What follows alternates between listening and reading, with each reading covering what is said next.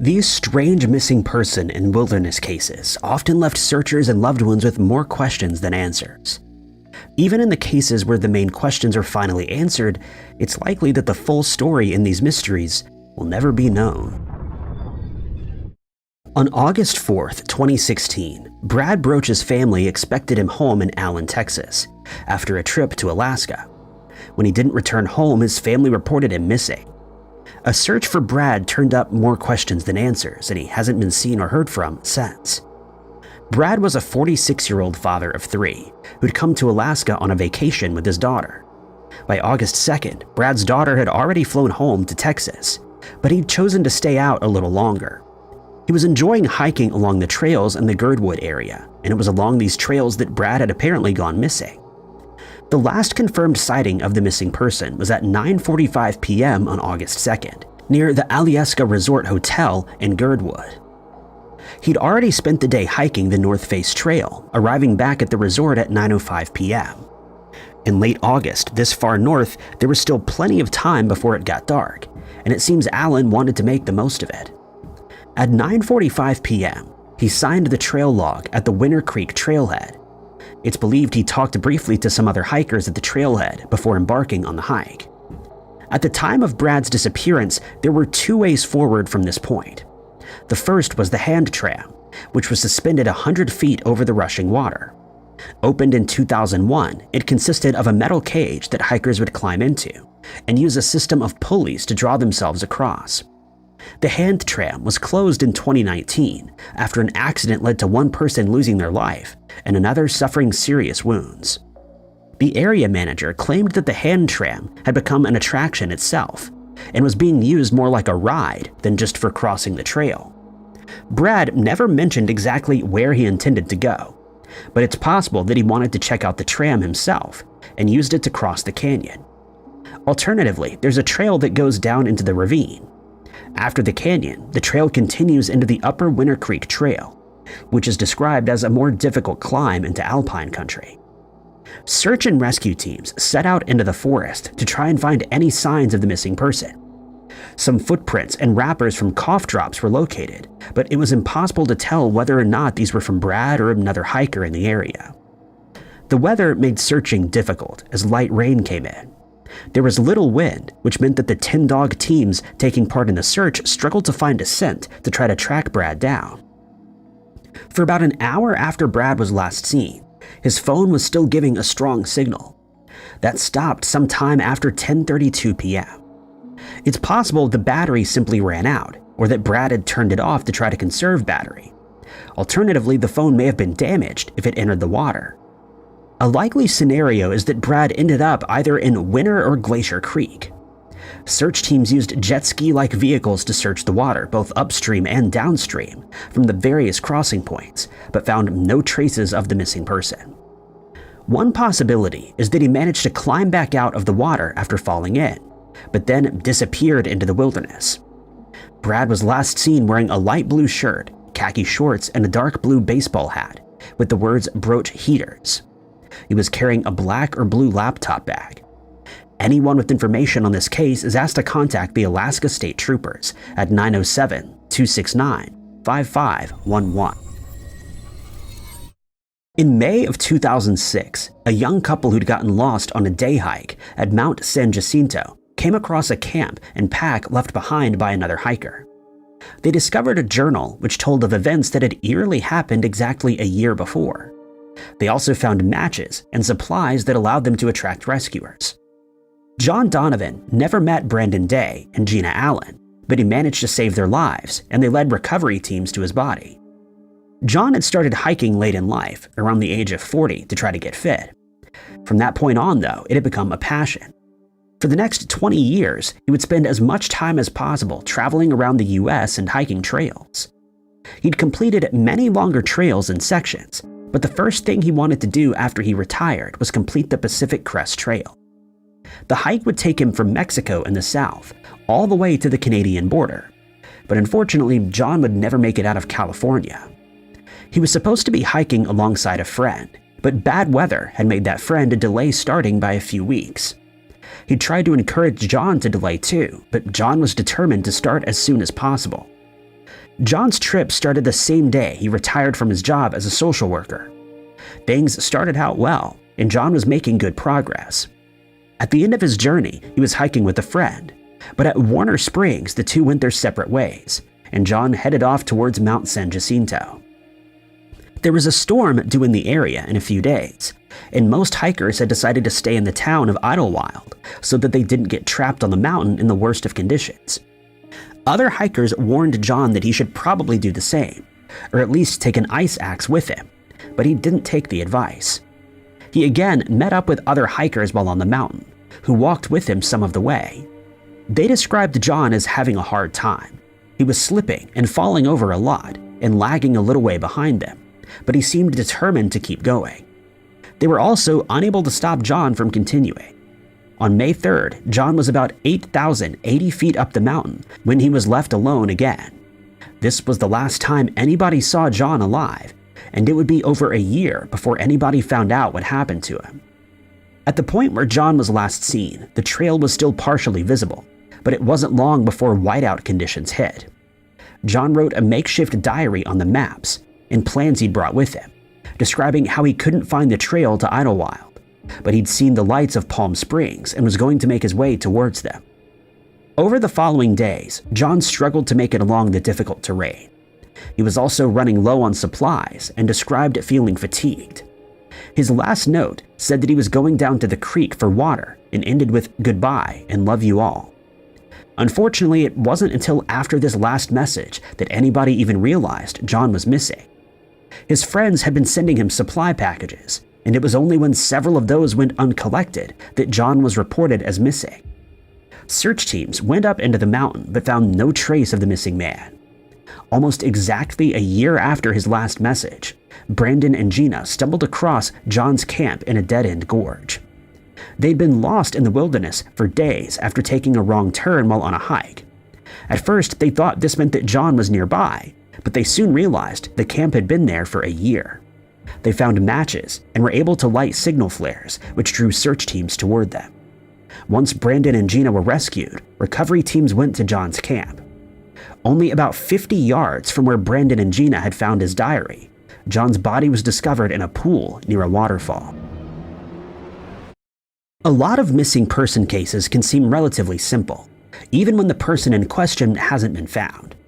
In the case of Eloise Lindsay, authorities believe she most likely wandered off the trail and succumbed to the elements when she went missing in November of 1989. When she was eventually found, she revealed a story much more unusual. Eloise was a 22-year-old recent graduate of Agnes Scott College who was trying to decide what she was going to do with her life next. She'd studied medicine but switched her attention to art while she was at school. There were a lot of options open to her, and she decided to take a multi-day hike through the South Carolina wilderness.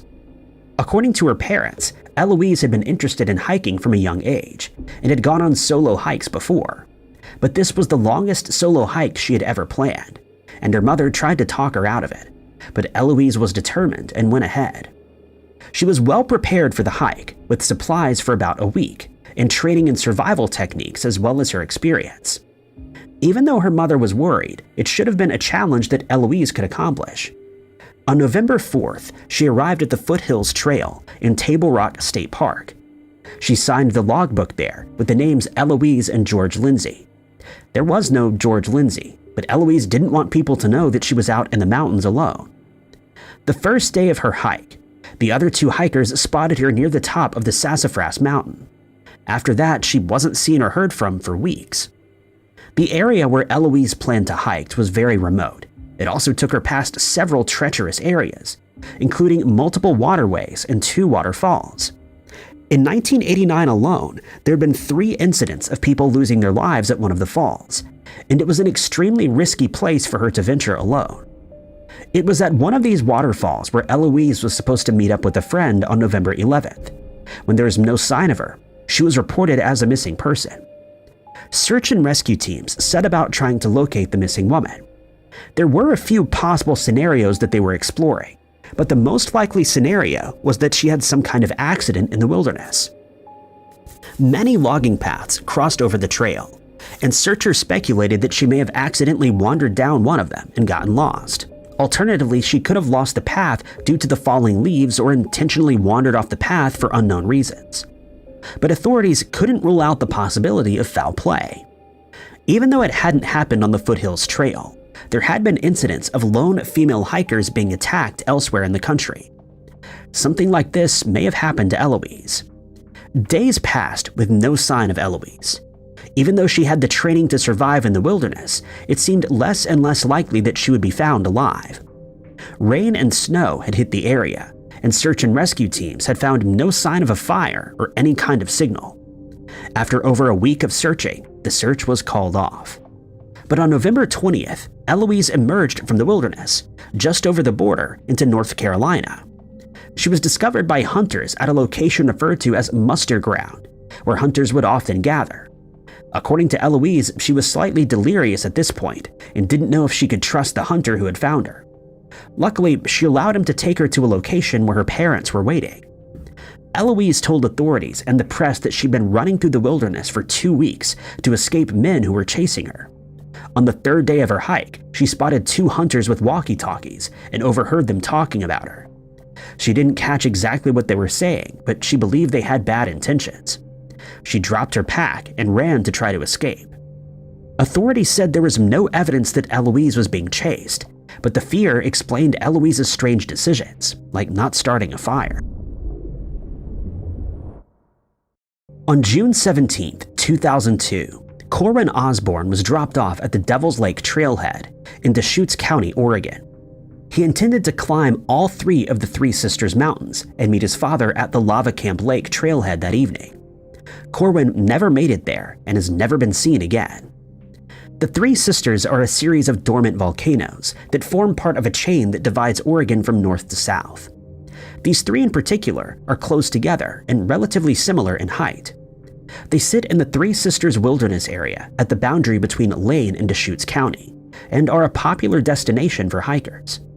Climbing all 3 mountains in one day is doable, but a challenge for even athletic and experienced climbers. Corwin was both athletic and experienced. He'd moved to Seattle in 1984 to pursue his interest in climbing and hiking. According to his family, he hiked quickly and liked to get to places that would normally take at least 2 days to reach. Corwin could manage up to 40 miles a day, which was roughly the distance that he would be hiking while trying to climb all 3 sisters. Despite Corwin's experience, he didn't seem to be prepared for if things went wrong, as he set off on his hike that morning. He left the Devil's Lake Trailhead at 6 a.m. with enough food and water for a day out in the wilderness. He also carried a heavy-duty reflective space blanket. Even in the height of summer, it could get below freezing in the mountains. This was something Corwin was apparently prepared for. When he didn't arrive at Lava Camp, Corwin's father alerted authorities about his son's disappearance, and a search of the mountains began.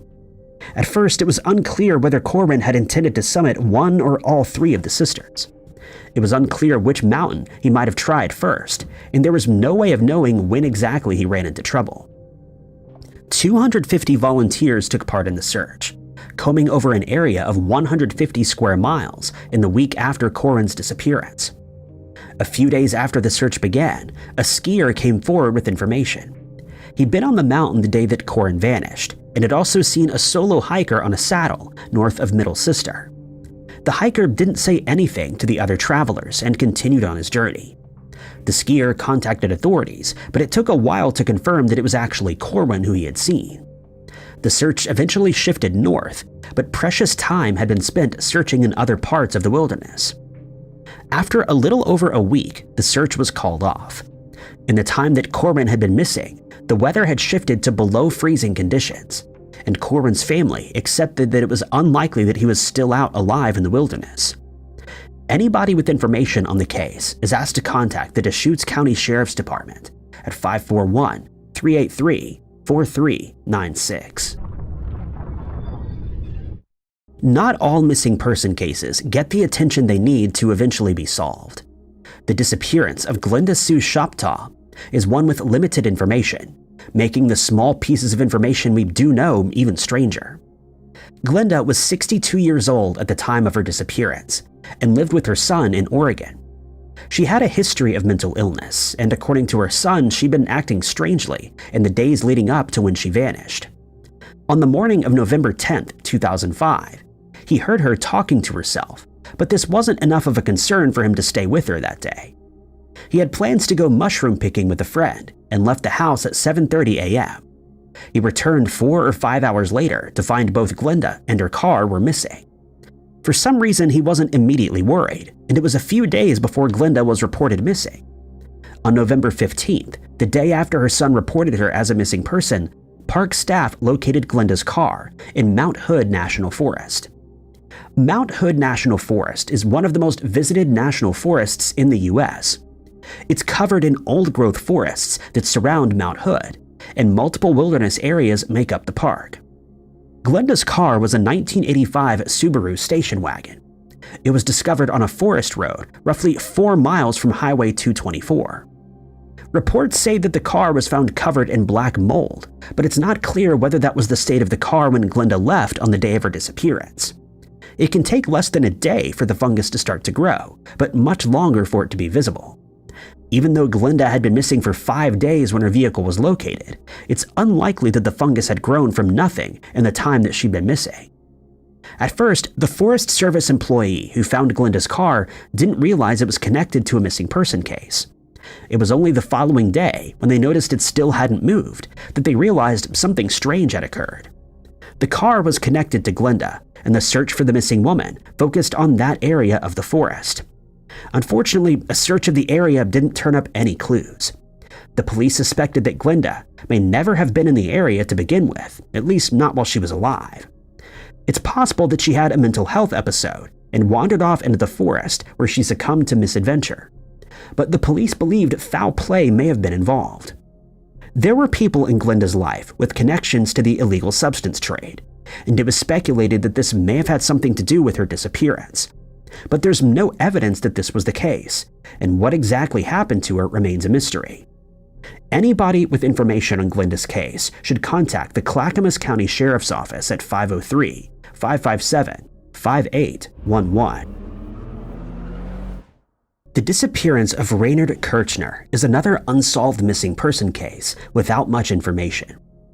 Raynard disappeared while on a hike in a remote area of the Navajo Reservation wilderness in 2007, and no trace of him has ever been found. Raynard was a German national who came to the U.S. many times before. In early March, he arrived in Vancouver and hired a camper to travel down the Pacific coast. He planned to meet his girlfriend in Las Vegas at the end of his trip and contacted her every day. By March 20th, he'd arrived in the Little Colorado River area of Arizona. Raynard was an experienced hiker and was in good physical condition. He'd hiked around the Colorado Plateau many times, but was looking for something a little different for this trip. The Little Colorado River Gorge is less well visited by tourists, but still has the amazing scenery of the nearby Grand Canyon, and was the perfect place for Raynard to visit on his trip. The last contact anybody had with Raynard was on March 20th, when he sent a normal message to his girlfriend. The following day, she was unable to get in touch with him, and grew increasingly worried as each day passed. On April 9th, Raynard was officially overdue in Las Vegas, and his girlfriend reported him as a missing person. Even so, there were still some days before teams began to search for Raynard, and 22 days had passed before the search had begun. It would have been extremely difficult for Raynard to have survived in the harsh conditions of the area for that long, if he was out in the wilderness.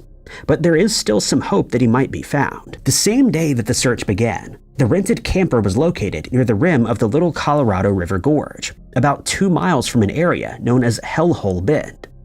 This area is notorious for its sinkholes, which are especially easy to miss at night.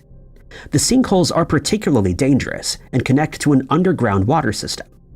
Searching them would be extremely difficult, and searchers were only permitted to lower cameras into them to look, and no trace of Raynard was located there. The search teams also utilized cadaver dogs and helicopters to try to search above ground. Raynard's camper was also searched as a potential crime scene, but none of this resulted in any clues being found. Over a year later, in 2008, search teams were sent to collect evidence located by the U.S. Fish and Wildlife Service. It was believed this might be connected to Raynard's disappearance, but the evidence led nowhere. Now, more than 15 years on, Raynard remains missing. There were rumors of strange lights in the sky on the day that he was last seen, leading some to believe that the paranormal may have been involved in this disturbing disappearance. It's more likely that the sinkholes were to blame, but until Raynard is found, the case will remain a mystery. The last time anybody saw Randy Charles Spring was when his mother dropped him off near a trailhead to go hiking along the Pacific Coast Trail. He was only supposed to be gone for a few days, but more than 35 years later, there's still no clues about what happened to him. In March of 1988, Randy was discharged from the military, having enlisted as soon as he was old enough. He'd previously served in South Korea and Hawaii, but was now returning home to California, where he lived with his family. He'd started working at the California Department of Forestry and was a volunteer firefighter. Randy intended to make firefighting his career and had already started training in this area. It seemed like Randy was adjusting to life as a civilian well. On October 10th of 1988, Randy asked his mother to drop him off at a trail near the San Jacinto Mountains. He'd always enjoyed hiking and camping and had plenty of survival experience from his time in the Army. Randy's mother dropped him off in the vicinity of Tipton Road and Whitewater Road in Whitewater, California at 6:30 a.m. Randy told her that he would be gone for a few days and would either hitchhike home or call them to ask for a ride. 10 days passed and Randy's parents still hadn't heard from him.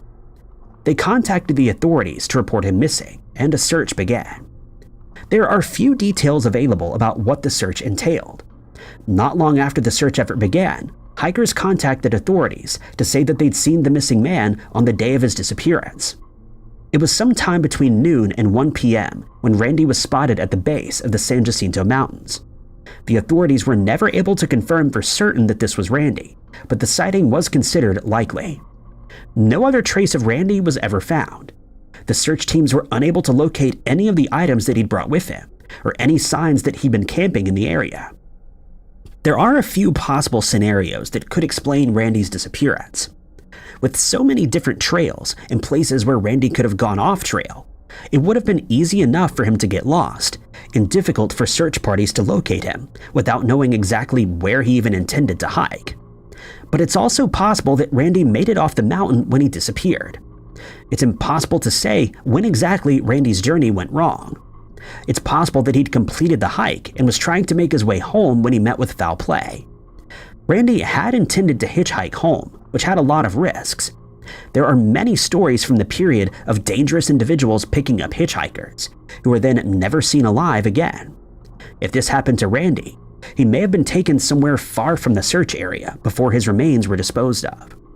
Alternatively, Randy's mother put forward the theory that he'd never gone hiking to begin with. He'd shown her maps of the area where he intended to visit, but writing on a blog decades after he vanished, Arlene Spring expressed doubt that he'd ever gone onto the Pacific Crest Trail.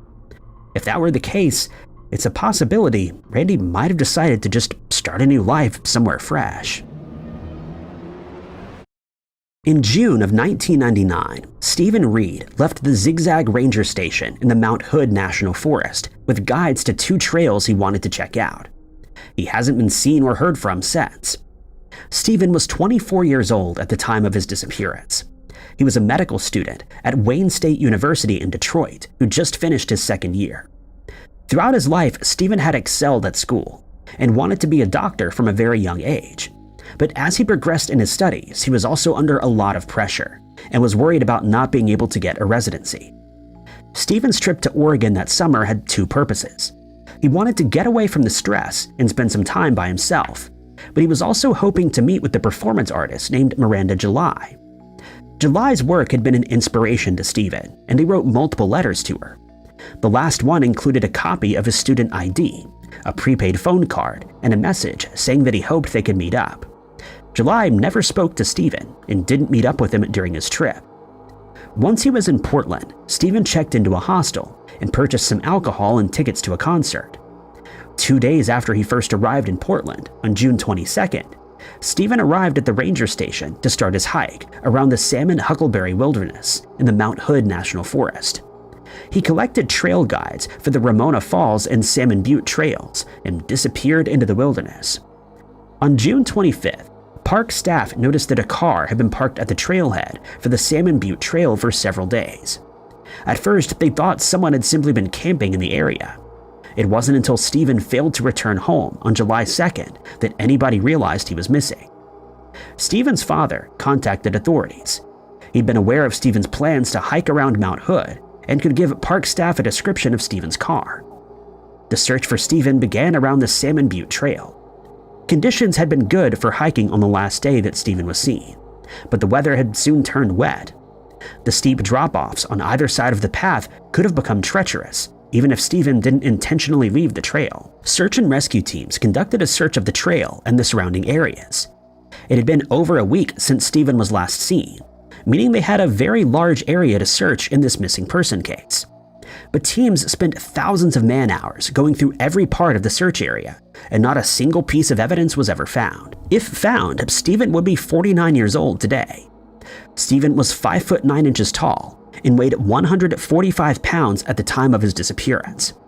Anyone with information on the case can contact the Clackamas County Sheriff's Office non-emergency line at 503-655-8211. In July of 2018, Paul Miller disappeared without a trace in the Joshua Tree National Park. His family would spend years searching for answers until his remains were finally discovered at the end of 2019. But even this has left behind some unanswered questions. Paul and his wife Stephanie had traveled from Canada to California for their 26th wedding anniversary. They'd spent their time enjoying the sights and hiked around Joshua Tree Park during their stay. Paul was an experienced outdoorsman, and on the final day of their trip, he wanted to take one last hike in the park. Stephanie had originally planned to go with him, but decided to stay behind to pack their belongings. They had traveled to Las Vegas to catch a flight back to Canada, and she didn't want to be late. At around 9 a.m. on July 13, 2018, Paul left the motel where he and Stephanie were staying and headed for the 49 Palms Oasis Trail. The trail is relatively easy, with only a moderate elevation change. It was a loop and should have taken just a few hours to complete. Paul had told Stephanie he would be back by around 11 a.m. Stephanie began to grow worried when he wasn't back by that time, but waited an extra hour, hoping that he would show up. At noon, she contacted authorities to report Paul as a missing person, and the search for him began. Paul's car was located at the trailhead, and witnesses reported seeing Paul along the trail, moving quickly and with purpose. Search teams were close to certain that he was still in the area somewhere, and began a land and air search for him. The extremely hot weather at the time made searching for Paul difficult. Thermal cameras couldn't be used, as the rocks at Joshua Tree would give off more heat than a human body. The heat also made it difficult for the dog teams to pick up a scent, and at times it was too hot for the dogs to safely work. Even in the harsh conditions, the search and rescue teams spent days searching the trail for Paul before the search had to be called off. For the next 18 months, Paul's family continued to visit Joshua Tree Park, retracing his footsteps in the hopes they might stumble across him. Other hikers sent photos of items they found along the trail in case they could lead to any clues about what happened to Paul, but none of the items belonged to him. It was only when the family received permission to fly a drone in the park that Paul was finally found. In November of 2019, the Western State Aerial Search began to search with drones around the area where Paul was last seen. Thousands of images were taken and uploaded online, where volunteers began to search through them for any clues. In December, authorities were alerted to a body that had been discovered in one of the photos. When park staff went to retrieve the body, they found he was in a shaded area, with food and water found near the remains. There was no identification with the remains, but dental records confirmed they belonged to Paul. What exactly happened to Paul remains a mystery, but the most important thing is that Paul was found and his family could get some of the closure they needed. In March of 2016, American student Colin Madsen left the cabin where he was staying with 4 friends in the Russian town of Arshan. He disappeared into the wilderness, with his body located 8 days later. The circumstances surrounding his passing remain mysterious. On the day of his disappearance, Colin was supposed to be taking part in a hiking trip to scale a mountain known as Love Peak. He was staying with a group of friends that consisted of 2 Russians and another American. The night before the trip, they stayed up late before finally heading to bed at around 2 a.m., on March 27th. The plan was for them to wake at 5 a.m. and start their hike 2 hours later. When the rest of the group woke, there was no sign of Colin. They waited until 7 a.m., but Colin still hadn't returned. Local authorities were informed, and Colin was listed as a missing person. A search of the surrounding area commenced. The weather was hovering around freezing, and rain and sleet made the search difficult. Colin's mother flew over from the United States to try to get some answers, but allegedly met with hostility by the Russian authorities. They questioned Colin's lifestyle, seeming to imply that he'd gotten himself in trouble due to his sexuality. They also theorized that Colin and his friends had been drinking the night before his disappearance, but the group insisted they were all sober. After 8 days, Colin's body was found. He was lying beneath a tree in an area not covered by snow. Colin lay on his back with one arm outstretched and his hand in a fist. The spot where he was found was located just outside the initial search area, 1.5 kilometers away from the village where he'd been staying. There were some discrepancies about the state he was found in. According to authorities, he was wearing a simple t-shirt, but a crime scene photo allegedly showed him wearing a thermal shirt, which should have kept him warm. He was also wearing untied boots and no socks. It would have been difficult for him to have traveled that far in such a condition at night. Authorities in Russia conducted an autopsy and concluded that Colin had passed away due to hypothermia. He left his friends at some point before dawn for unknown reasons and began to walk. But there are several problems with this theory. As well as it being difficult to walk that far in the state Colin was in, his body wasn't found in a position where most victims of hypothermia are found. Experts also pointed out that the stiffness of his body when he was found indicated that he had not been there for 8 days, and they believed this was not the location where he passed away. Colin's family believe foul play was responsible for his disappearance, but Russian authorities have not reopened the case, and the US government has no authority to do so themselves. For now, the truth about what happened to Colin remains a mystery. Stephen Kubaki's disappearance is one that kept investigators and his family scratching their heads for decades. He disappeared at Lake Michigan in February of 1978 after he decided to go cross-country skiing on the frozen lake, but didn't return. Stephen was born in Massachusetts in 1954. At age 14, he was accepted into the Deerfield Academy Prep School, a prestigious academy in Massachusetts. Following this, he started studying at Hope College in Holland, Michigan. In 1974, he took part in an exchange student program and started attending college in Germany. By 1978, he was back in Michigan, and on the 19th of February, he set out on Lake Michigan with a set of cross-country skis and his backpack to enjoy a day of skiing. He told his friends and family that he would be gone for a day or two at most, but his plans soon went awry. He was found to be missing when a group of snowmobilers came across his skis and backpack lying in the snow in Saugatuck, and there was no sign of Stephen to be found. They reported the find to the authorities, who were quick to ascertain who the items belonged to. A search was quickly organized, and searchers were able to follow his footprints in the snow for about 200 yards, but the trail suddenly stopped in the middle of nowhere. This led investigators to believe that he'd fallen through the ice at some point and drowned. It seemed that Stephen would be just another statistic, joining the hundreds of people who've gone missing in the wild over the years, never to be seen again. But quite unbelievably, his story didn't end there. Just over 14 months later, Stephen walked up to his aunt's house in Great Barrington and had quite the tale to tell. He stated that the first thing he remembered was waking up in a grassy area in Pittsfield, about 700 miles from the spot where he went missing.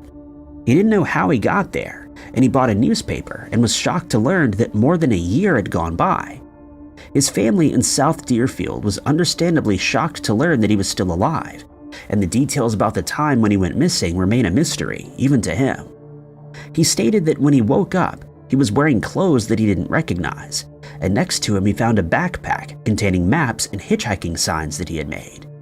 He'd clearly been traveling but had no recollection of where he had been or whether he had done so alone. The signs revealed that he'd been to San Francisco, Sacramento, Chicago, Reno, and Utah.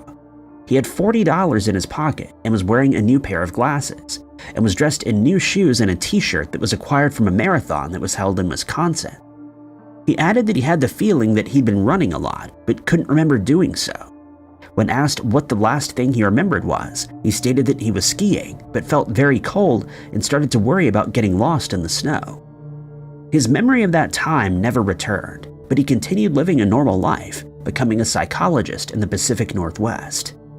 Some people believe that something paranormal happened to Stephen out on the ice, but he refuses to talk about the disappearance, and it'll likely remain a mystery forever. It's been 13 years since 30-year-old George Penka went missing at the Upper Yosemite Falls Trail in the Yosemite National Park, and no explanation for his disappearance has ever been found. At the time, he was living with his mother in Hawthorne, California, and didn't have much experience out in the wild, but he was a devout Christian who enjoyed spending time with people from his church. In June of 2011, he joined about 80 other people from his congregation on a trip to the park, but it was a fateful decision that would result in a mystery that has still not been solved today. At some point during the trip, about 20 people decided to take on the Upper Yosemite Falls Trail, a challenging hike that leads to the top of the tallest waterfall in North America. It contains many switchbacks and leads through the wooded areas, making it easy for inexperienced hikers like George to get lost. But since he was in a large group, he likely felt that he would have no problems completing the hike. The hike is usually completed in about 5 or 6 hours and requires hikers to get an early start with plenty of water, food, and other supplies that they might need in case of an emergency. The group set out on the morning of the 17th of June, and by 2:40 p.m., they'd reached the top of the falls where they took in the spectacular views. It had been a challenging climb, and the group decided that each of the hikers would make their way down at their own pace, since some were more experienced than others. They decided to meet up near Yosemite Lodge. Everyone made the trip back without any issues, but it soon became apparent that George was the only one still on the mountain. They assumed he'd hiked to another area, but when he still hadn't returned by 9 p.m., they informed the park staff. Searchers looked for George on the trail that night, but found no trace of him, and the next day, a large-scale search was initiated. Hopes were high that he would be found since temperatures in the area were mild, but despite the best efforts of over 100 searchers and 6 search dogs, no sign of George was found. The search continued for the next week, but not a single piece of George's clothing or equipment was found. With no positive results, the search was eventually scaled down to a continuous limited search, and hopes that he would be found were quickly dwindling. In the years that followed, many theories have been suggested as to what happened to George. Some believe he disappeared intentionally, and that he either left the trail at some point or made his way to the valley floor where he was picked up by someone that he knew, but this seems very unlikely. The more plausible theory is that he either got lost during the hike and couldn't find his way back, eventually succumbing to the elements, or that he slipped on one of the many slippery areas on the trail and suffered an injury that ended up costing him his life. Whatever the case may be, George was never found, and not a single clue was ever found either. George is described as having brown hair and blue eyes. He stood between 5'10" and 5'11" inches tall, and at the time weighed about 235 pounds. He was last seen wearing gray sweatpants with white stripes, a black shirt with the letters D and B printed on the front, and gray or blue shoes. If you have any information on his case, you're asked to contact the Yosemite National Park Service at 209-379-1992, quoting agency case number 111513. Danny Philippides doesn't like to talk about his very strange disappearance that occurred when he was 9 years old, likely because he has no memory of that time and is unable to provide any answers as to what happened to him. At the time, he was a member of the Toronto Fire Service, and each year, he and a few of his colleagues would travel to Lake Placid in New York, where they would ski and enjoy some time in the outdoors, and 2018 was no exception. On the 7th of February of that year, the trip was almost over, and the group was spending some time at a lodge in the Whiteface Mountain Ski Resort, relaxing and talking about the many memories they'd made during their trip. At some point, Danny realized that he didn't have his camera with him. He wanted to take a few photos of the group and decided to ski down to a car that was parked some distance away. His cell phone was in the car and he planned to use its camera instead. He told the group that he would be back shortly and set off to the car, But when he hadn't returned some time later, his colleagues became concerned, and when they were unable to find or contact him, they reported him as missing. A massive search ensued with the help of his friends, family, and search and rescue teams, but he remained inexplicably missing.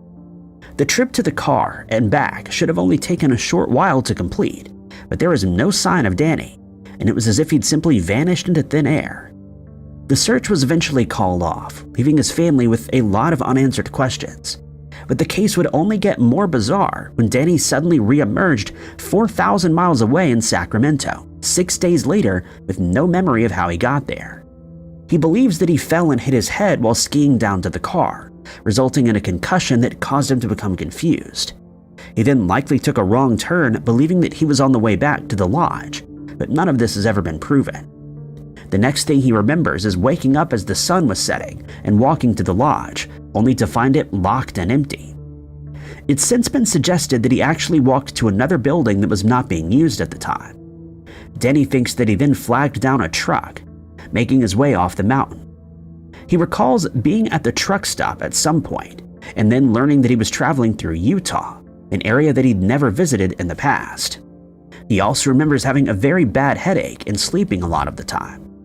He was eventually dropped off in Sacramento, where he wandered around aimlessly, unsure of how to contact his family.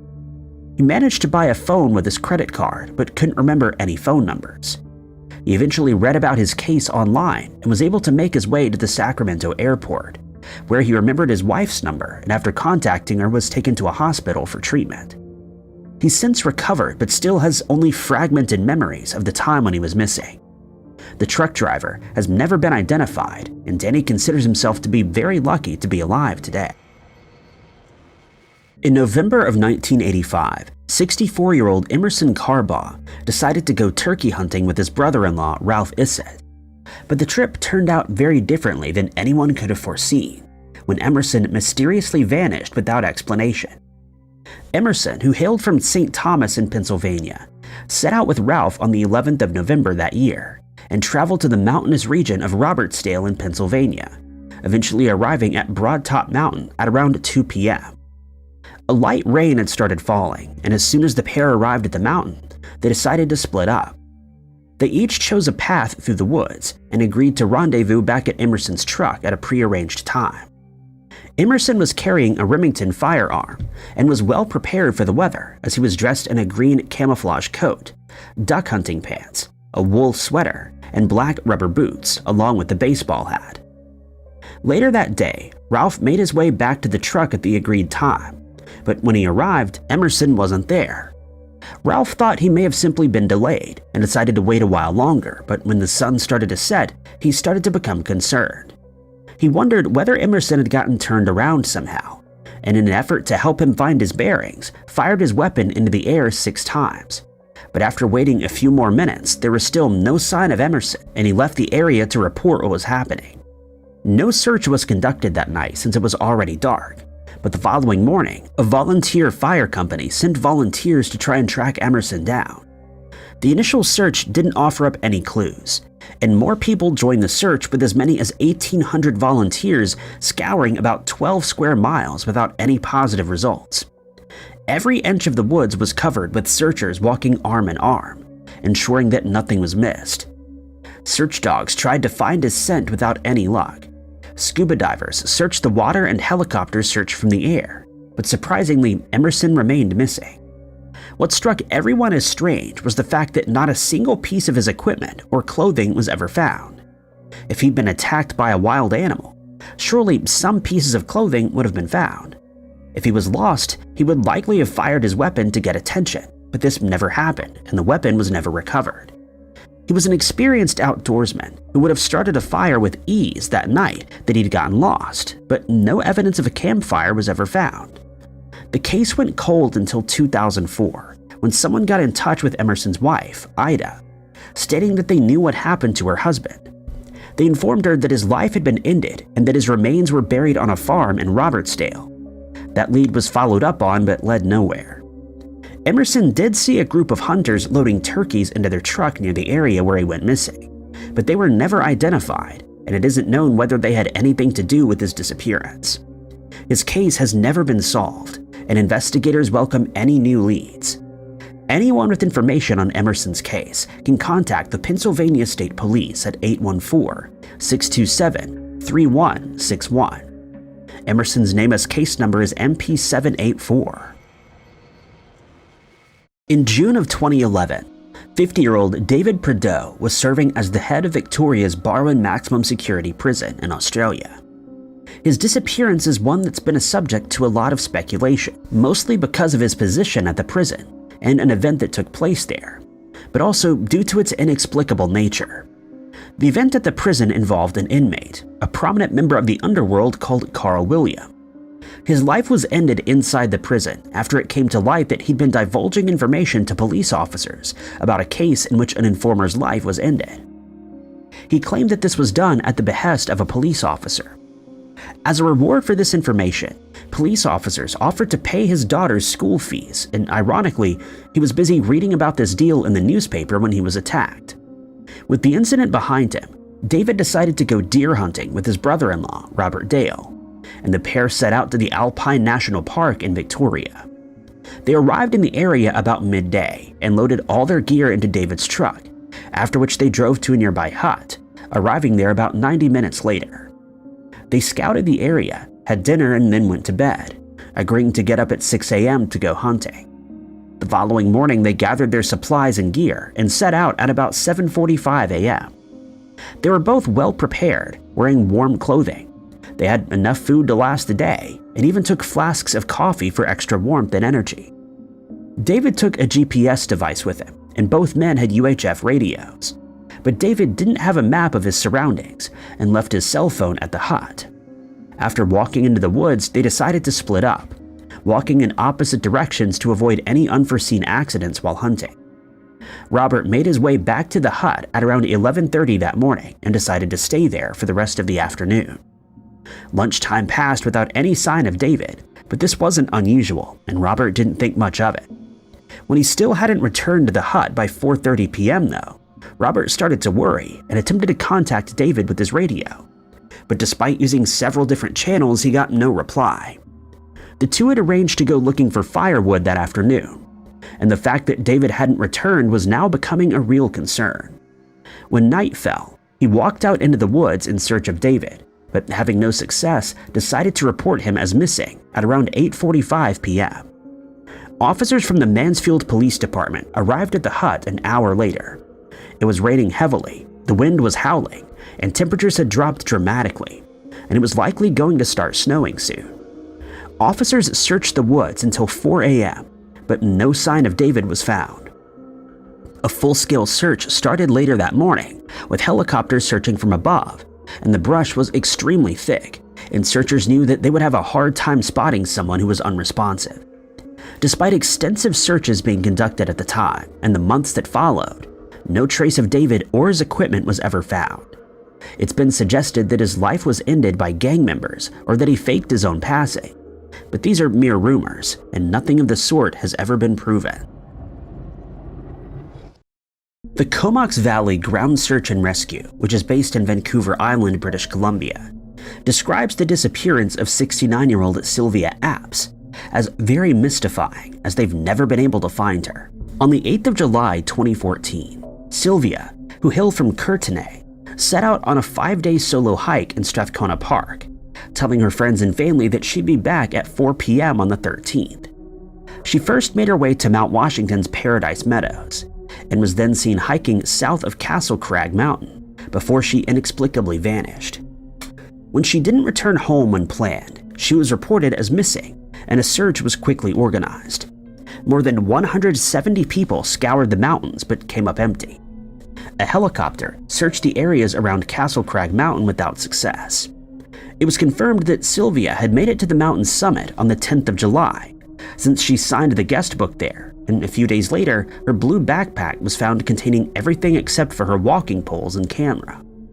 The poles and her camera were found in a different area, and it was speculated that she dropped them at some point, returned to the area to look for them, and then gotten lost. The search lasted for a few weeks before it was scaled back, and searchers often felt that they were close to finding her, but never did. Comox Valley ground search and rescue members found it very strange that Sylvia's belongings were found while she remained missing, since this isn't usually the case. A missing person's belongings usually contain some clues that eventually lead to them being found, but Sylvia was seemingly an exception to this rule. Researchers took the chance of her survival without any gear or supplies into consideration, along with the extreme heat and rugged terrain that she would have had to traverse, and the decision was made to end the search until further clues were found, but none ever were. It's believed that Sylvia suffered a medical emergency during her hike, possibly suffering from heat stroke due to the very high temperatures, and that she was unable to make her way back to civilization in time. This may have caused her to become confused and disoriented, and there's no telling which direction she may have walked in, making the chances of locating her very slim. Sylvia was prepared for her trek and was an experienced hiker, which only goes to show that even the most well-experienced outdoorsmen could find themselves in trouble, no matter how well prepared they are. No further signs of Sylvia have ever been found, and her case remains an unsolved mystery. Daming Zhu immigrated to the US in the 1980s, after which he settled in Oregon. He was married to a woman named Shishu, and eventually became a professor of mathematics at the University of Oregon. He and Shishu had a love for the outdoors, and often enjoyed day hikes out in the wilderness.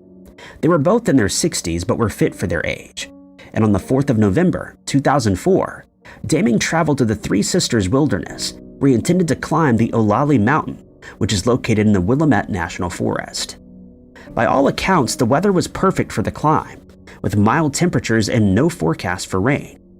Since Daming would only be completing a one-day hike, he was dressed in a white shirt and a light jacket. He didn't take any other supplies with him, likely feeling that they wouldn't be necessary. At around 1:30 p.m., he ran into Stephanie and Paul Niedermeyer, a couple who were hiking at the same area at the top of the mountain. They later reported that he only spent a short while on the mountain before hurriedly making his way out of the area.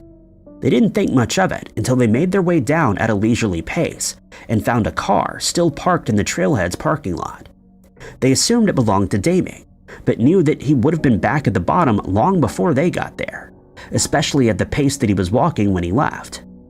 They speculated that he may have decided to hike another area instead, or that it wasn't his vehicle after all. But when dusk fell, the car was still parked in the same spot, and the couple started to become concerned for its owner. When he didn't return home that night, Shishu filed a missing person report the next morning. When his car was searched, investigators found his cell phone, jacket, survival kit, and warmer clothing inside the car, along with his trail book. Even more worryingly, his water bottle was also in the car, which meant that he would have to find a water source if he was still out in the wilderness. The first problem facing searchers was the fact that he didn't tell anyone which areas he planned on hiking to. The resulting search was carried out by as many as 60 people in the Olali Mountain, Cougar Reservoir, and Three Sisters wilderness areas, but without any success. Infrared helicopters searched for a heat signature on the ground. Police officers joined the search, and searchers from other counties were brought in, but no sign of Daming was found. The most likely scenario is that Daming started heading down the mountain to his car when he took a wrong turn, heading towards Olali Meadows instead. His disappearance still baffled the authorities though, since he would have quickly realized his mistake and corrected his path rather easily, but seemingly failed to do so. At one point, searchers believed they found his footprints to the Olali Meadows trail. Sniffer dogs were brought in and they followed his scent for a while, but then lost the trail and had to give up. It wouldn't be long before conditions in the area changed, as it started raining and eventually snowing. Daming's chances of surviving without any gear or provisions worsened exponentially, especially since he was only wearing a light jacket for protection. The weather also impeded the search as fog and rain soon became an issue, and on the 12th of November, the search was suspended. A few people, including Daming's family and friends, braved the bad conditions in hopes that they could track him down, but this was done in vain. Then, on the 15th of November, the other part of Daming's trail book was found on the south side of the mountain.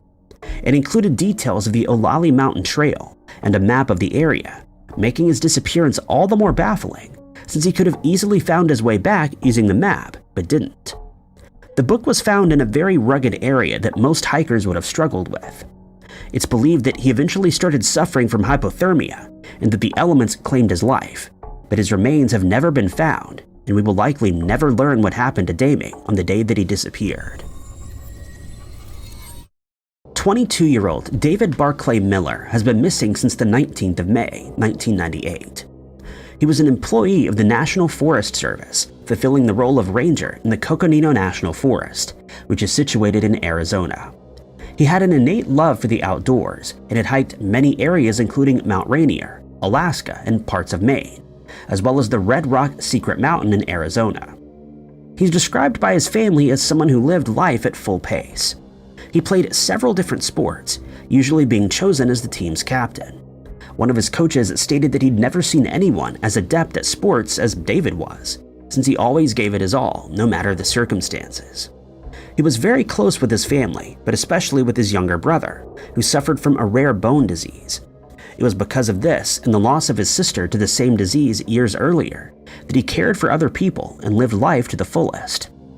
On the day that he went missing, coworkers saw David at the Beaver Creek Ranger Station, and later reported that he left a note behind stating that he was setting out on a 2-day hike to the Red Rock and Secret Mountain wilderness areas. He was supposed to return to work on the 22nd of May, but failed to show up, causing his coworkers a great deal of concern. A search was immediately started, but they were unable to locate him. His car was eventually found abandoned at the Vultee Arch Trail in Sedona, and there were very real concerns that he didn't have enough water with him, since the area was exceptionally arid and temperatures in the area were very high. The trail where his car was found is visited by many people every day. The entire trail is only 3.5 miles long, a distance that David would have covered with ease, given his expertise in the wilderness. What many people found strange is that his campsite was never found. Since he planned to spend at least 2 nights out in the wild, he would likely have had a tent and other supplies with him, but none of these were ever found, and there was no indication that he'd set up camp at any stage during his hike. Another strange aspect of this case is that the area where he went missing is heavily trafficked. If he ran into trouble, it would have been easy for David to find help by shouting, but this never happened.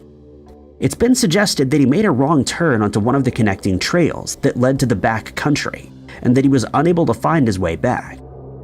Many people have remarked that if he was running out of water, he would have been aware of the fact and could have easily made his way back to civilization, but failed to do so for reasons unknown. The last time that David was seen, he was wearing shorts, a t-shirt, and hiking boots. He was also carrying a forest green backpack, but it isn't known what supplies he had with him. If you have any information on David's case, you're asked to contact the Yavapai County Sheriff's Office at 928-771-3260. His nameless case number is MP1068. Not many details are available concerning the disappearance of 23-year-old Andrew Robert Bliss, but the details that have been made public are rather alarming and have led many people to believe that he either disappeared willingly or ended his own life. The case started on the 20th of June 2003, when members of the Sawyer County Sheriff's Office were made aware of a vehicle that had been parked on Federal Forest Road 162 in Draper, Wisconsin for some time. When a deputy arrived at the scene, he found Andrew's car, a gray 2001 Chevrolet Impala, parked by the side of the road.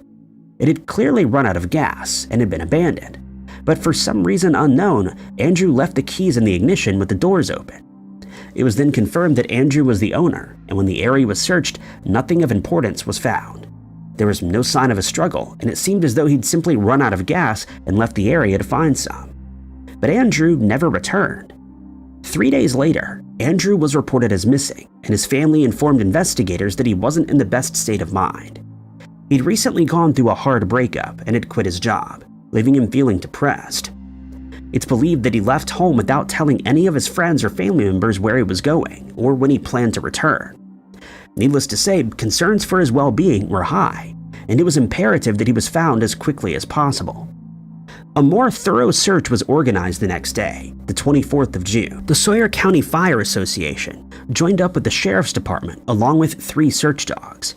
They were further assisted by the Civil Air Patrol of Wisconsin, who provided 2 planes that scoured the area from above, but none of these efforts resulted in Andrew being located. The search continued through the next day, but proved to be rather difficult thanks to the remote and swampy nature of the area. And once again, no sign of Andrew was found, leaving his family with very few answers. On the 21st of September that year, a bone fragment was found under a tree in the area. It was collected and sent to be analyzed, but it isn't known what the outcome was and whether the bone belonged to Andrew or a wild animal.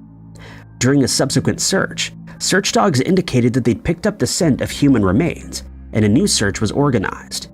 Searchers walked abreast in a straight line, 10 feet apart, in hopes that they would find a clue, but nothing was found.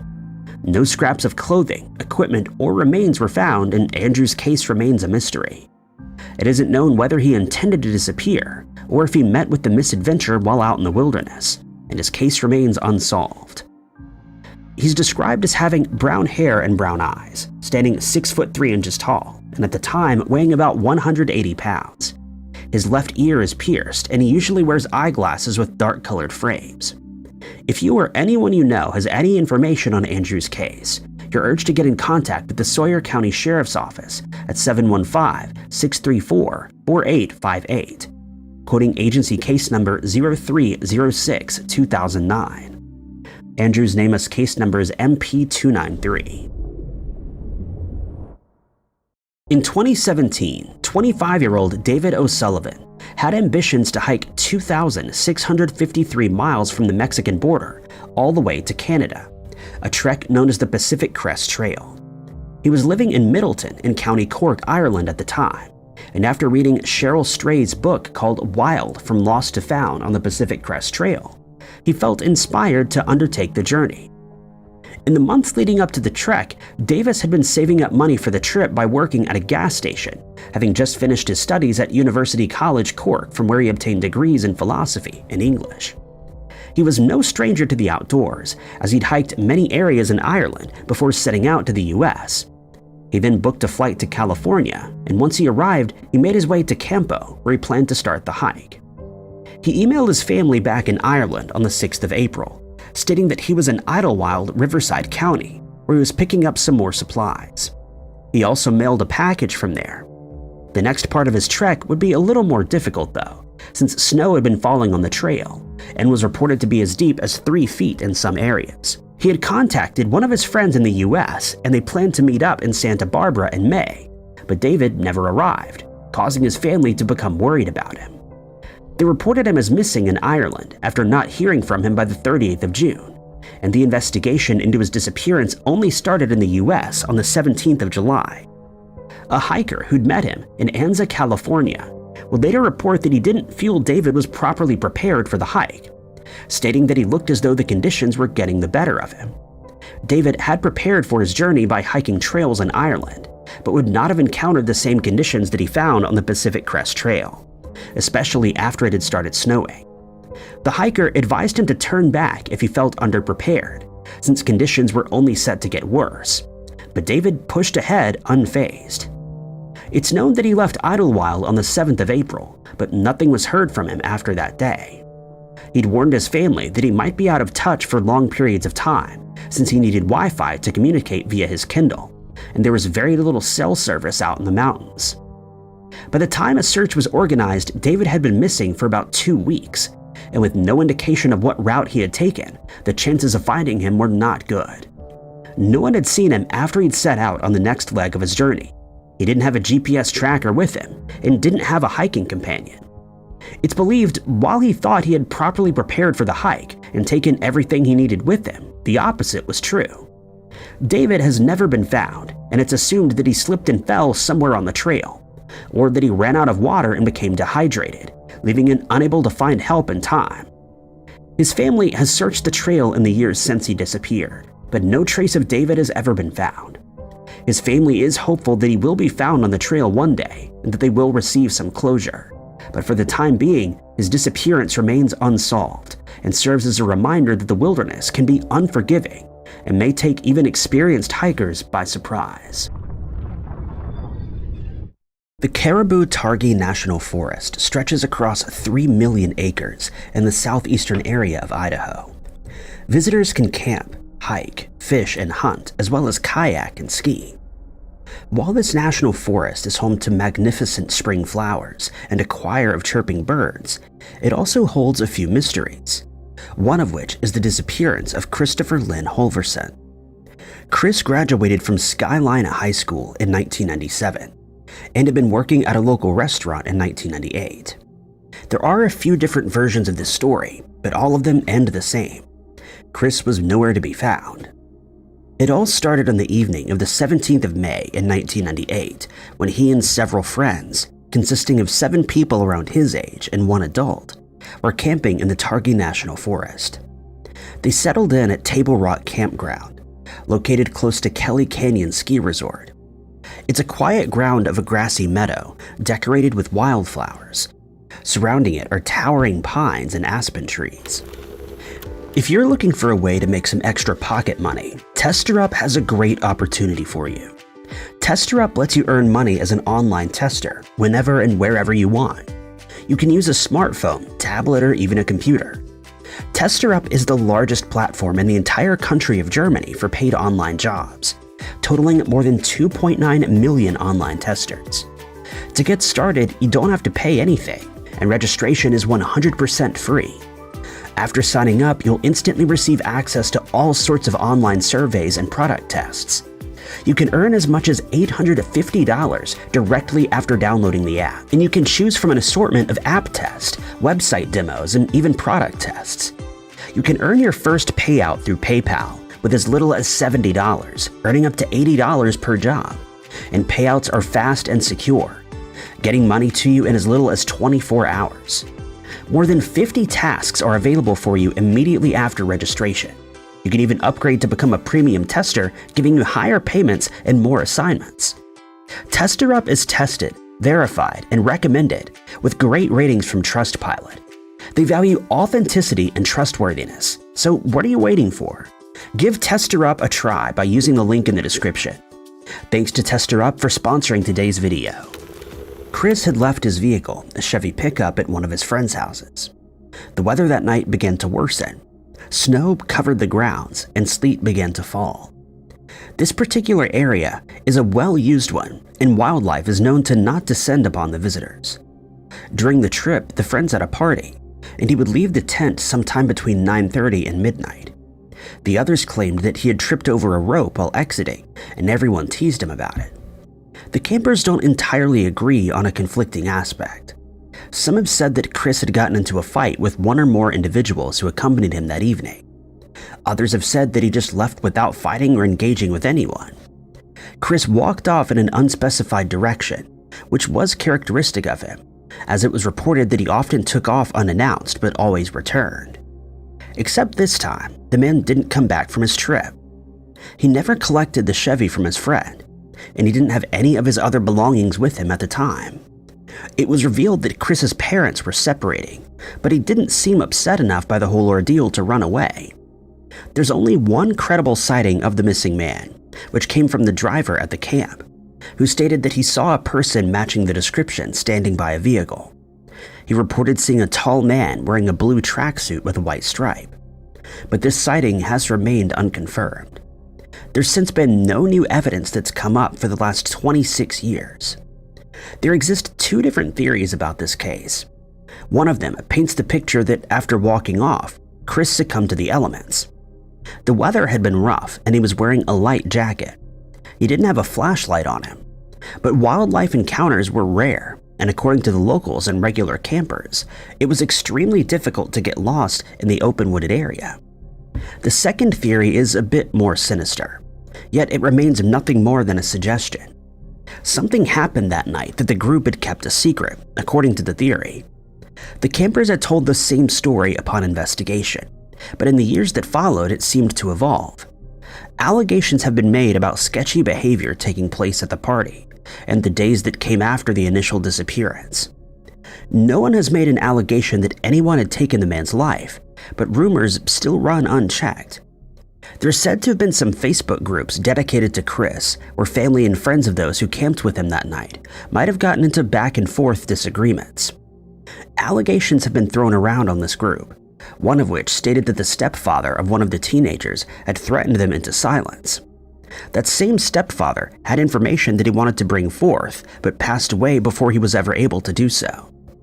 These allegations remain exactly that, an allegation, none of which have been proven. At the time of his disappearance, Chris Lynn Holverson was 6 feet and 2 inches tall. He weighed somewhere around 155 pounds and wore a blue jacket with a white stripe on one side. He's described as a brown-haired male with brown eyes and wears eyeglasses. Should anyone have any information regarding the missing man, you're encouraged to contact the Madison County Sheriff's Office at 208-356-5426. He would now be the age of 45 years old. Located in New Mexico is a national park home to many mysteries. The Santa Fe National Forest is made up of 1.6 million acres of valleys, mountains, and mesas that range to elevations of 5,000 to 13,000 feet. Back in 2017, something strange started happening. For several months, an increasing number of man-made structures began to appear. They were made of downed wood and appeared to be intricately designed, resembling something of a teepee. No one would be able to inhabit these structures, as the inside space was far too small, and whoever was making them needed to be caught. Some of these structures were made using 1,000 pieces and stood 2 to 3 stories tall. Forest officials have found at least 8 such structures littered across the park. So, in other words, the Santa Fe National Forest is a pretty weird place that holds some secrets that are yet to be uncovered. But one of the most prominent ones is the case of Melvin Nadell. It was the 6th of September 2009 when Mel went bow hunting with 2 friends. They were in the Elk Mountain area of the forest close to Pecos, New Mexico. With him, he had a .44 caliber revolver, camouflage print Martin bow, and zebra-striped arrows. He'd been wearing camouflage jackets and had polypropylene underclothes, thermal socks, boots, a Lucky 13 pendant, and a Seiko watch. At 4:30 p.m. that day, Mel strayed from the campsite but told his friends that he wouldn't be going far and would be back before nightfall. Unfortunately, he wasn't back before nightfall. In fact, he didn't come back at all. He was gone. A lengthy investigation into his disappearance commenced. The Jeep Cherokee belonging to Mel was found at the campsite with the number plate HKJ664. Inside it was his backpack, cell phone, and GPS unit. This appeared unusual to his hunting companion because he would always carry the GPS with him so that he wouldn't get lost in the vast landscapes. Canine units were able to pick up the scent of the missing man 50 yards from the camp, down a route that he used regularly. According to the family, he'd become lost once before, and after that incident, he never strayed too far from the site again. He had no health complications, and there were no clues pointing to foul play. Mel was declared lost or injured in the wilderness. Alan Pacheco had been searching for missing individuals since 1973. People have vanished into thin air in New Mexico, leaving search teams stumped. The same man had taken the time to investigate Melvin Nadell's disappearance. One of the areas he'd searched was the Pecos Elk Mountain area, after an amateur psychic said something didn't feel right in this part.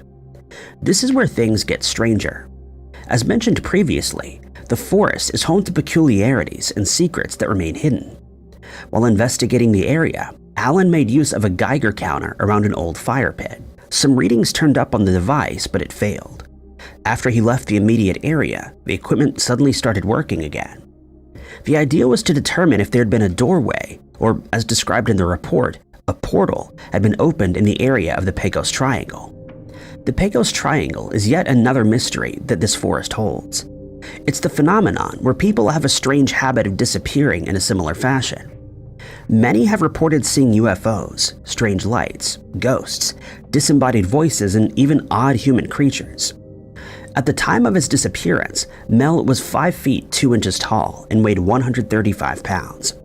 He had dark black hair and brown eyes and was said to have a wrapped knee after sustaining an injury prior to his trip. Should anyone have any information regarding this missing person, you're asked to speak to the New Mexico State Police using the number 505-827-9300. Mel's case is an active and unsolved case of missing persons. The Mark Twain National Forest is said to be the domain of hellhounds and other demonic creatures. It's also thought to be concealing the treasures of long-lost civilizations, which points to the park's importance as a locus of dark and demonic energies. The forest encompasses 1.5 million acres of public land, spanning 29 counties in Missouri. There are 750 miles of hiking, horse riding, and mountain biking trails. Parts of the Ozark Trail wind through the forest, and more than 350 miles of perennial streams are used for kayaking. This national park offers a variety of campgrounds, giving visitors a beautiful forest experience in a semi-primitive wilderness, not to mention the possibility of an enigmatic disappearance or two. Robert Garman was one such person who became lost in this expansive reserve. While the details surrounding the incident are plentiful and conflicting, there isn't much known about the man himself. Robert was born in 1962, making him 62 years old today, and 33 years old at the time of his disappearance. In September of that year, he and a female friend from Hot Springs, Arkansas, journeyed to the Ozarks to visit a few friends. They would ultimately end up at a party with 15 other individuals in the Mark Twain Forest close to Chadwick. This particular party was referred to as a binge party, one that lasted for several days. According to a few witnesses, Robert had been seen arguing with another male and a female acquaintance. After this, he and his friend left the event. They'd been seen walking into a Cobb Ridge campground on the 24th of September, and he was never seen again. 2 days after the two individuals were reported missing, riders on horseback had found the female companion. She was bruised and disoriented and spoke of an attack that left Robert critically wounded. The woman had no knowledge of who attacked them, nor did the other 15 guests that attended. Additionally, Robert lived 4.5 hours away, which makes it seem odd for him to travel that far to attend a party. He was also found to be using an alias from time to time, Strad Dighton, the same name that's shared with the man from Iowa who passed away in 2010.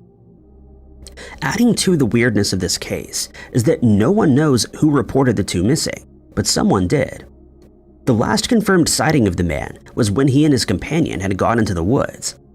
This case is an incredibly strange one, as there's not much to go on in terms of physical evidence. The woman was interviewed by authorities, which is where the story had come from, but it's just her word. There's no physical evidence to suggest anything, no DNA and no fingerprints. The site also sees a lot of visitors. Someone was bound to come across him at some point, but no one did. At the time of his disappearance, Robert C. Garman was 33 years old. He had brown hair and blue eyes. He stood at a height of 5 feet 11 inches and weighed 150 pounds. He's said to have various tattoos on his chest, arms, and back. Anyone who has any information on the whereabouts of this missing man is encouraged to contact the Christian County Sheriff's Department at 1-417-581-1519 or the Missouri State Highway Patrol Missing Person Clearinghouse at 1-800-877-3452. The Klamath National Forest and Butte Valley National Grassland stretch over an immense 1.7 million acres in the northern part of California and the southern area of Oregon. The forest is made up of the Klamath National Wild and Scenic River, along with several wilderness, geological, and botanical parts. The forest harbors elevations that reach 9,000 feet above sea level and is one of the most biologically diverse regions in America. 200 miles of river systems are adequate for rafting. This national forest is also one where quite a few disappearances have occurred and is home to other mysteries. Part of the wooded area falls in Siskiyou County, where there are many unsolved disappearances. This disappearance, though, centers around a particular woman, Marie Louise Andrew. On the 20th of August, 1987, Marie left Davis, California in an upset state. She'd been in an argument of an unknown nature. She wore a tan jacket or sweater, blue jeans, and yellow earrings with a white stone at the time that she left. It's said that she officially disappeared on the 20th of August, the day she left, but it wasn't until the 5th of September that she was officially reported missing. It was on this day that her car was found abandoned on a forest road in the Beaver Creek region of the Klamath National Forest. This area falls in Siskiyou County. The Fish and Game officer who discovered the vehicle called Marie's family to inform them. It was after this that they would go on to make a report. Local law enforcement claimed they'd seen her car as early as the 20th of August. Another sighting came from a Klamath River area store owner who saw her at the store around the same time. This witness stated that Marie had asked him about local campgrounds, and so an extensive search would ensue. They scoured surrounding areas, but there were no signs of the missing 37-year-old. Her case is considered to be one of the suspicious circumstances, and a few questions have been left unanswered. Who was the argument with? Did they follow her? And where did she go? It's also not been determined if cadaver dogs were used to pick up on her scent. It's also not been said if she went to any of the recommended campgrounds that she asked the store owner about. There exists very little information regarding her case, but there are a few things known about the missing woman herself. Marie was born in 1950, making her 74 years old this year. At the time she disappeared, she was 5 foot 4 inches tall and weighed 130 pounds. She's said to have had brown hair and blue eyes and has a chipped front tooth. Her shoe size is 7, and her pants were a 29-inch waistline.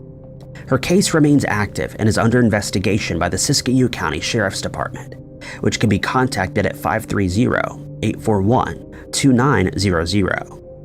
Marie had no known medical conditions at the time she went missing, but it's noted that she was quite upset at the time.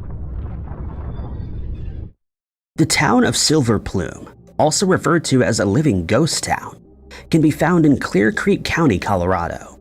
It was used as a silver mining camp that stretched along Clear Creek in the Front Range of the Rocky Mountains. The federally designated area of the Georgetown Silver Plume National Historic District consists of Silver Plume, Georgetown, and the Georgetown Loop Historic Mining and Railroad Park. It's also the town of mystery, where 2 people disappear with a strange connection to one another. To embark on this missing person case, we have to go back to the 7th of September in 1987. It was on this day that Tom Young, a bookstore owner, had vanished along with his dog, Gus. He told everyone that he was going on vacation to Europe, but when 3 weeks had gone by, his absence became suspicious. 10 months later, on the 31st of July in 1988, 2 hunters were hiking on Republican Mountain, just outside of Silver Plume, when they found the remains of Tom and Gus. The circumstances surrounding their passings were strange, but were ultimately closed by the Clear Creek County Sheriff's Office.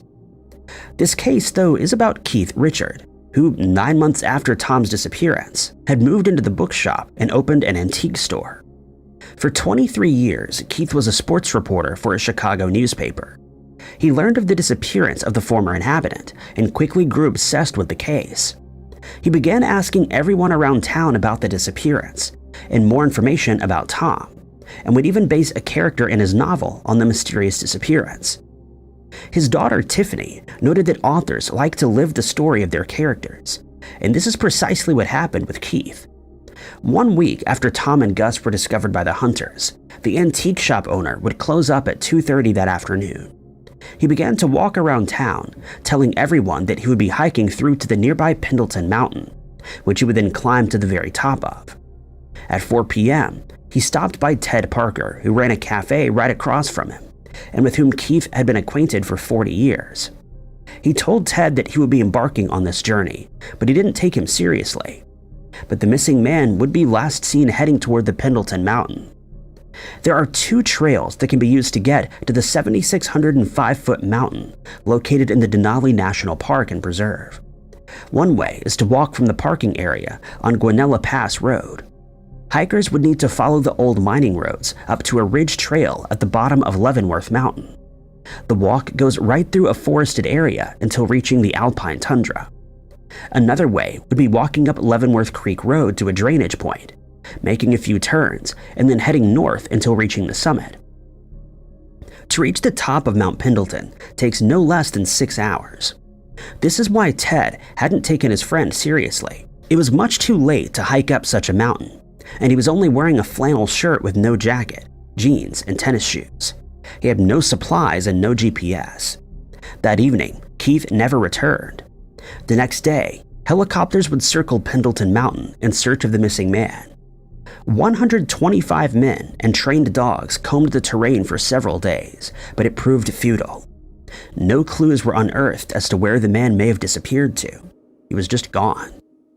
In their 30 years of operation, the Colorado Alpine Rescuers found every missing person every single time.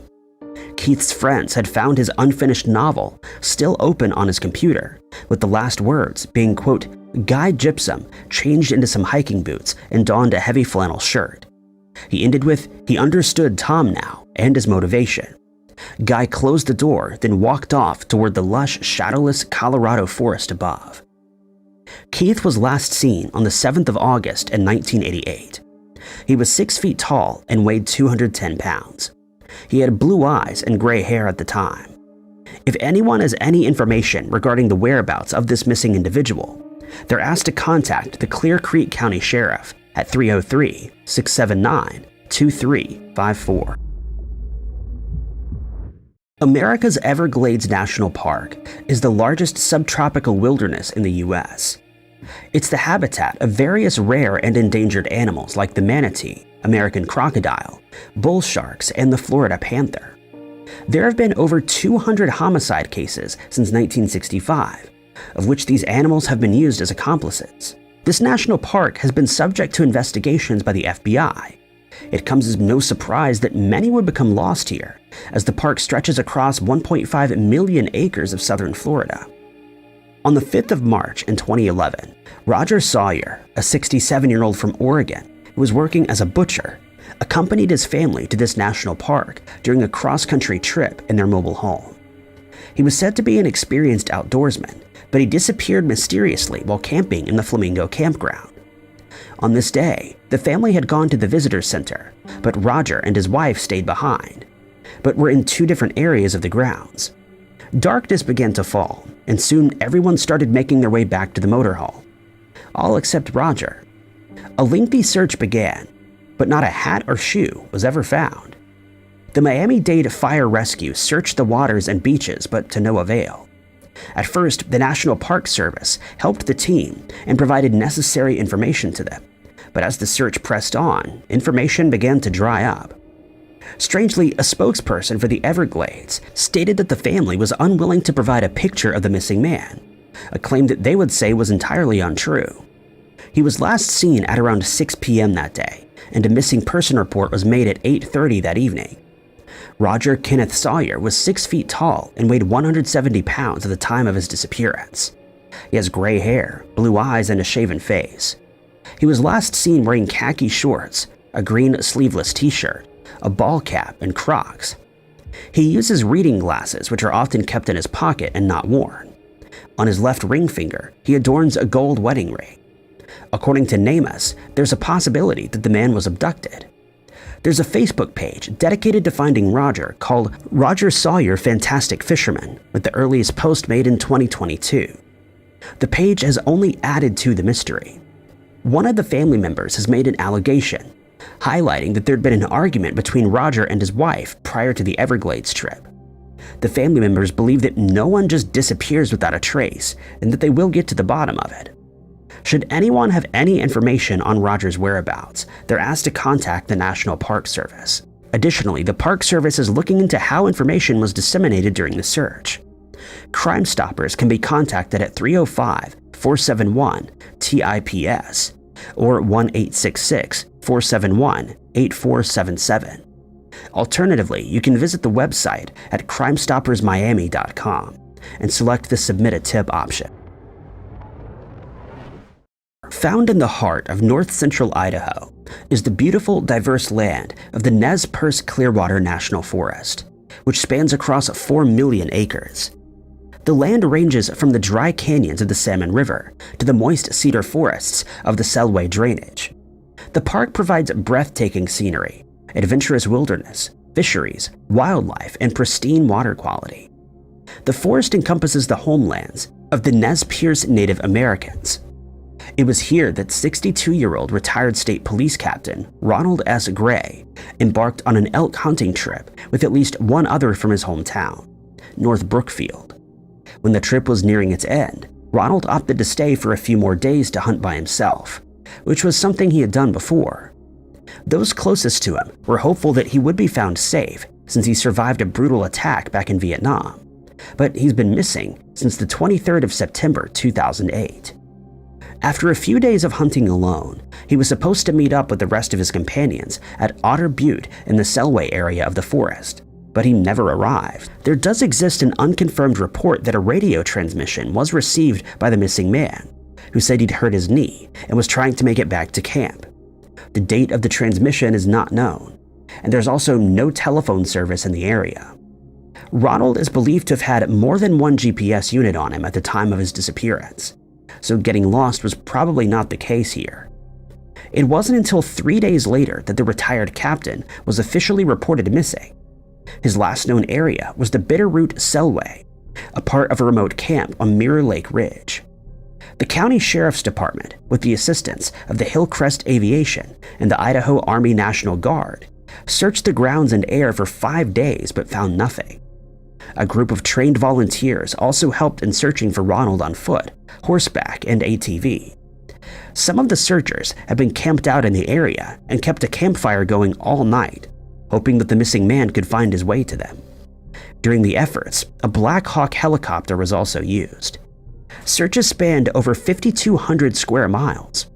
Deputy Nita stated that when he spoke to the last person who had seen him, Ronald allegedly said to him, "Tell everybody not to worry about me. I'll walk out when I'm ready." Friends and family were hoping that he was somewhere in the forest, having the time of his life. It's been years since the disappearance, and the missing man still hasn't resurfaced. It was also noted that he has extensive survival training, and there's even been evidence that someone has been using the food that's been stashed by hunters, but no one knows who may have done so. But even though Ronald has the equipment to make a fire, there's been no smoke signals, which they know he would have done if he'd wanted to signal for help. The retired captain also goes by the name of Ron or Ronnie. He's said to have a scar on his left leg, on both hands, and on both feet. He's also said to be missing a middle finger on his left hand. Ronald has gray hair, brown eyes, and a shoe size of 9. At the time of his disappearance, he was 5 foot 10 inches tall and weighed around 200 pounds. If anyone has any information regarding the whereabouts of this missing man, you're encouraged to contact the Idaho County Sheriff's Office at 208-983-1100. The missing man would now be the age of 78 years old. As mentioned, the Everglades National Park is subject to many mysteries, cold case homicides, and mysterious disappearances. Adding to the list of Everglades missing person cases, along with Robert Sawyer, is Jacob Olivier. Jacob was just 23 years old when he disappeared on the 24th of August in 2011. He lived in Texas where he grew up with his father. There were reports saying that he'd been in Effingham County just 2 weeks prior to his disappearance.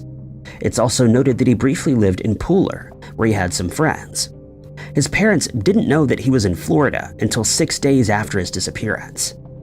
On the 30th of August, park rangers of Everglades National Park saw a green Isuzu pickup that hadn't moved in a few days. It had been in a parking lot close to Pine Glades Lake, the park's entrance. Inside the truck, a receipt was found that showed he'd driven to the Everglades on the 24th. Jacob had no known associates in Florida, so why would he travel there? Laurie Broussard, the mother of the missing man, initially thought that her son was staging his own disappearance. She believed that the motive for this would be to avoid taking responsibility for a child that he may have been the father of. This belief, though, was abandoned when her son failed to return in the months that followed.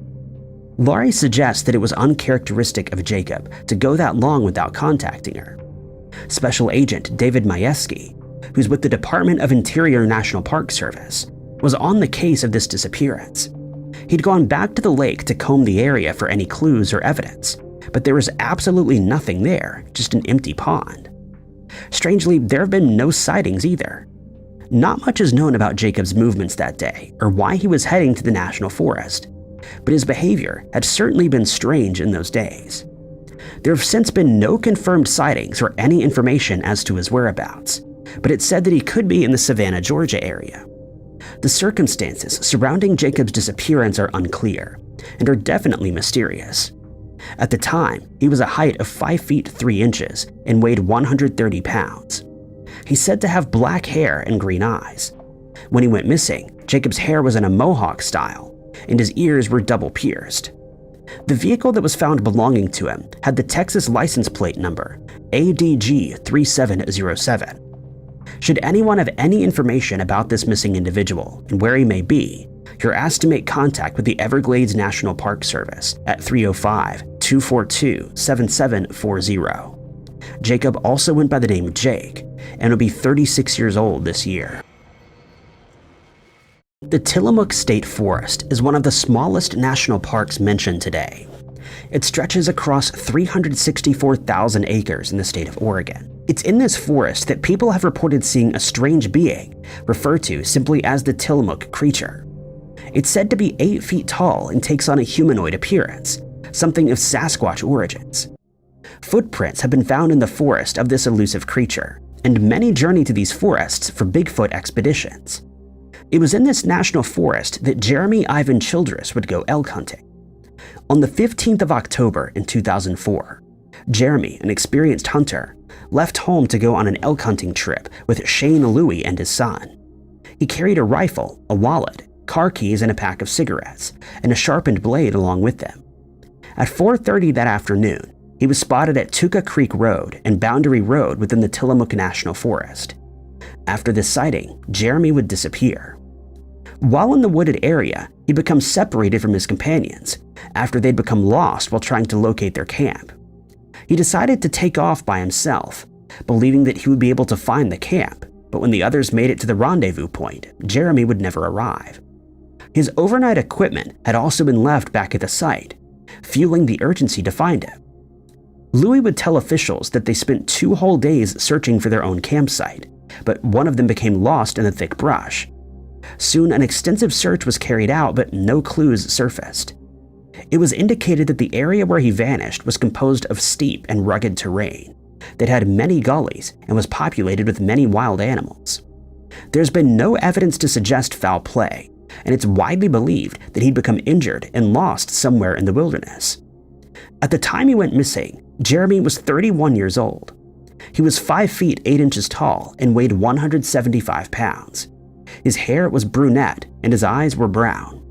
The missing man had a phoenix tattoo on his left shoulder, a dolphin on his right shoulder blade, and a piercing in his left ear. He's said to have had 2 crooked front teeth and had previously fractured fingers on his right hand. At the time, he was wearing a dark brown Carhartt jacket, stone-washed Levi jeans, brown Copeland hiking shoes, and a blue Nike cap, which had the Nike logo in blue. He also wore a gold wedding band adorned with 5 diamonds and a citizen watch with EcoDrive. The investigative agency is the Tillamook County Sheriff's Office, which can be reached at 503-815-3352 with the case number 2004-14591. Jeremy would now be the age of 51. Olympic National Park encompasses 922,651 acres of diversity. It has 3 different ecosystems, including rugged glacier-capped mountains, a Pacific coast, and an old-growth temperate rainforest. It's also the home of many twisted mysteries, ranging from disappearances to the paranormal. It's the place of UFO sightings and strange unexplained lights that move through the Hoh rainforest's trees. It has seen the vanishing of whole families and the enigmatic passings of others. These disappearances have not ceased, and there's one as early as 2022.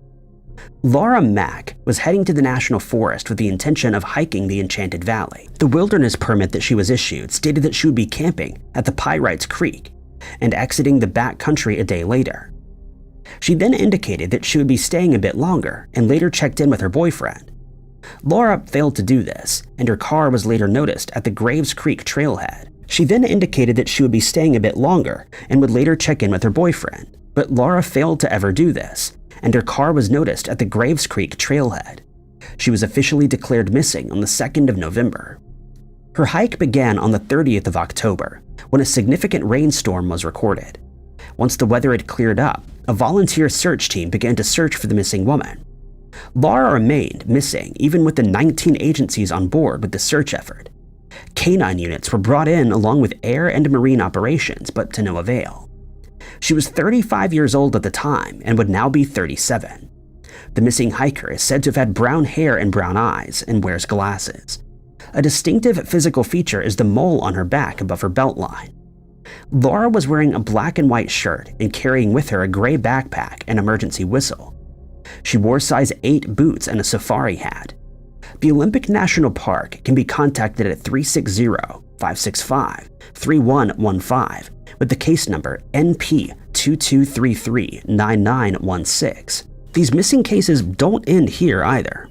Just among the many are the unsolved disappearances of the 1988 case of Michael Osterhold, the 2017 case of Jacob Gray, the vanishing of Laurie Broussard in 2015, and the 2007 disappearance of Christopher Kurz.